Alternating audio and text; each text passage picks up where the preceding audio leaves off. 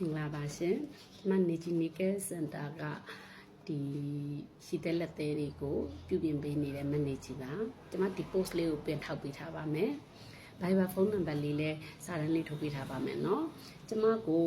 booking လေးယူပြီးမှလာခဲ့ပေးဖို့ပြောချင်တာပေါ့เนาะကျွန်မရှိမှာကျွန်မတို့ကဒီဧည့်သည်တွေကဧည့်သည်တူကိုအနည်းဆုံး1နာရီကနေပြီးတော့1နာရီ15မိနစ်20လောက်ထိကြည့်ရတာကန်ရတာဖြစ်တဲ့အတွက်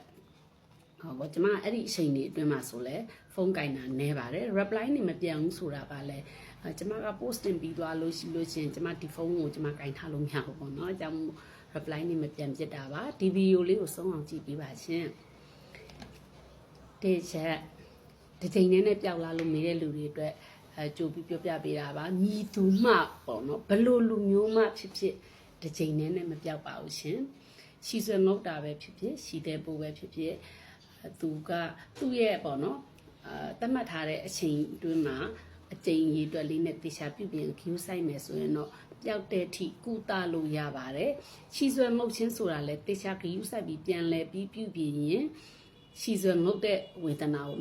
မဖြစ်တော့ဘူးပေါ့နော်ဘယ်တော့မှရှီဆွေမငုတ်တော့ပါဘူးရှီတဲ့ပိုးလက်တဲ့ပိုးကလည်းပျောက်အောင်ကုပြီးသွားရင်တော့ပြန်မဖြစ်တော့ဘူးပေါ့နော်ပျောက်အောင်ဘယ်လောက်ထိကြာအောင်ကုရမလဲဆိုတာကတော့လူတစ်ယောက်ချင်းစီရဲ့ပေါ့နော်ခန္ဓာကိုယ် response ပေါ်မှာလည်းမူတည်ပါတယ်အဲ့ဒီအတွက်ပေါ့နော်တယောက်နဲ့တယောက်တော့ပျောက်ချိန်လေးတွေက6လ8လတစ်နှစ်ဝန်းကျင်လည်းဖြစ်သွားတတ်ပါတယ်အတိအကျကြီးတော့ပြောလို့မရဘူးပေါ့နော်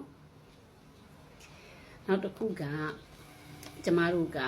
ဒီမှာရှီဆွဲဖော်ပေးရုံလေးခြိသေးဖို့ဖယ်ပေးရုံလေးလောက်ရတာမဟုတ်ပါဘူးဒီ customer တယောက်ဒီဧည့်သည်တယောက်ပျောက်ကင်းသွားတဲ့အထိကျမတို့ record ယူရပါတယ်နေပေါ့နော်ဒါဆိုရင်တစ်ချိန်ချင်းလာတဲ့ဧည့်သည်ပါ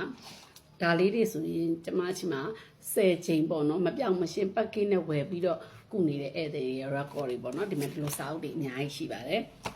အဲ့ဒီလေးတွေမှာဒီဧည့်သည်ရဲ့အသက်ဒီစီချိုရှိမရှိပေါ့နော်အဲ့ဒါကုသမှုတွေဘာတွေလုပ်ဘူးလဲအဲ့လို history အစကျမတို့အကုန်ယူပြီးမှတေချာဂေယူဆိုင်ပြီးပြန်လဲပြုပြင်ပေးကုသပေးလိုအပ်တဲ့စေဝါလေးတွေညွှန်ပေးတာပါရှီသေးပိုးလက်သေးပိုးရှီဆွဲငုတ်လက်ဆွဲငုတ်ပေါ့နော်ဘယ်ဟာဖြစ်ဖြစ်ခွာလိုက်ရင်မပြောက်ဘူးဆိုတဲ့အသီလေးပေးချင်ပါတယ်ခွာတိုင်းမပြောက်ဘူးပေါ့နော်ရှီသေးပိုးဒီလေခွာလိုက်ရင်ပြန်ထွက်လာတဲ့အချိန်မှာရှီသေးပိုးကပြန်ပါလာတတ်ပါတယ်ရှီဆွဲငုတ်တာလည်းခွာပြီးလို့ရှီဆွဲအပြည့်ပြန်ဖြစ်သွားရင်ရှီဆွဲကပြန်နာတတ်ပါတယ်အဲကြတော့သူ့ကိုတေချာလေးဂယူးဆိုင်ပြီးပြန်လဲပြုပြင်မှနာကျင်မှုတွေလည်းမခံစားရမှာအကြည့်ရဆိုရတာတွေလည်းပျောက်သွားမှာပေါ့နော်